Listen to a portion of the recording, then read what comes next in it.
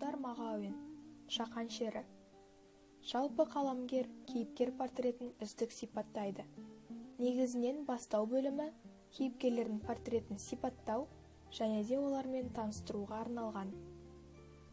Бастау немесе пилотқа кіріспе. Ең алдымен Шақанның бейнесі ашылады. Жел қаққан қоңырқай, момақан, тек салқын ұшқын атқан жанар ғана өжет кейіп. Ер мінезін танытқандай.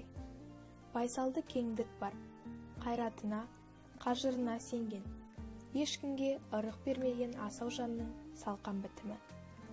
Бірақ бұл оң жағынан қарағанда ғана. Сол жақ бетте самайдан екке түскен бұжыр-тыжыр, терең, үш қатар тыртық. Қиығы кеміс, ызалы шегір көз шапыраштана түйіледі.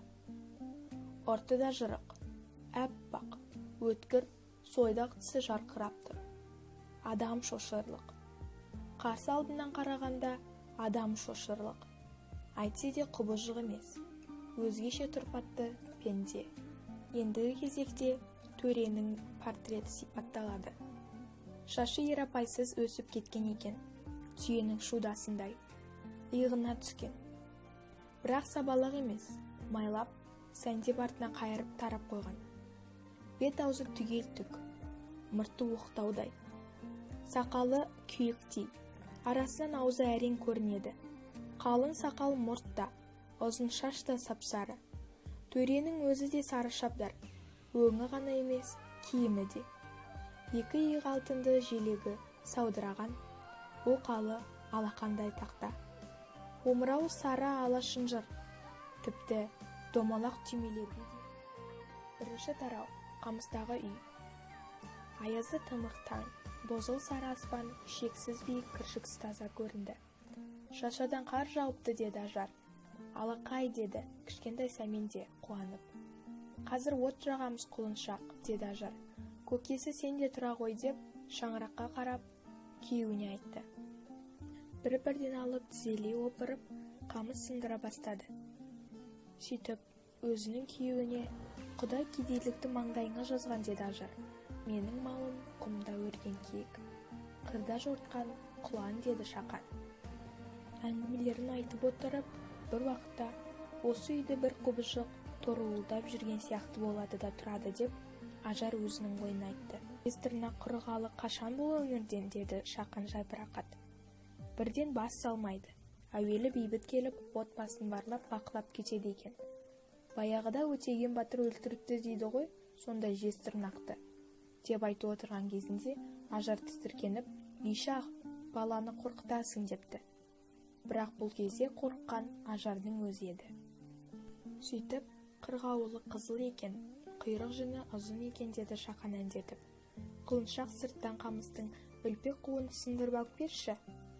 Қырғауылы қызыл екен деп әндетіп жүрген кезінде жалт бұрылған Шақанды қақ маңдайдан жасы бұрған. Тартуға да дәрмені жетпей, бақырайып қатқан да қалған. Есіктен тайдай сары тарғыл мысық сұрғынып тұр екен. Жолбарыс деп айғайлады. Құлағы жылмиған, езуі ақсиып, көздерінен көкшіл ұшқын атқан жолбарыс босағадан аттаған қалпы, басын болмас шайқап, сәл кідірді де, салқау басып, көлденеңнен кірді. Ала жыландай шиырылған ұзын құйрығымен қос бүйірін кезек соғып, қыныса талғандап, ышқына өксіді. Есік алдында тұрған Сәменді тышқан ұстаған мысықтай біле тартып, етбетінен түсірді. Оң аяғымен беліне баса домалатып, ышқына арылдаған қалпы кері шегінді. Алдымен Ажар есіп жиды. Ойбай, Шақан, құрыдық, жолбарыс, Сәмен деп айғайлап жатты. Шақан сонда ғана сұмдықтың бар салмағын санасымен ұққандай болды. Әудем жерде Сәменді көтере тістеген қалпы болды. Тышқан алған мысықтай. Осы кезде Шақанның жан даусы сонда ғана шықты. Сәмен, құлыншақ деп айғайлады. Ажар да бара жатты. Ажар, тоқта деп айғайлағаннан Ажар тоқтамады. Жолбарысқа жақындап қалған. Көсеуін көтере, қоқақтап, ышқына бақырады. кет бәлекет, кет, таста!» деп айғайлап жатты. Содан соң сылқ еткізіп баланы тастай салған.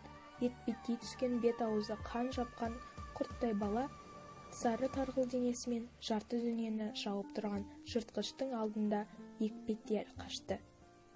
Жолбарыс балаға да қараған жоқ. Одан кейін Ажар үнсіз-тілсіз бүктетіле құлады.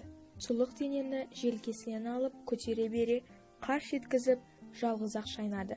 Жалғыз-ақ шайнап мойнын үзген соң езуінен қан шаша арылдап басын кекжите қараған Шақанға. Осылайша Шақан өзінің отбасы, яғни баласынан, әйелінен айырылған кезі осы болған. Осыдан адамда кек пен өш пайда болады.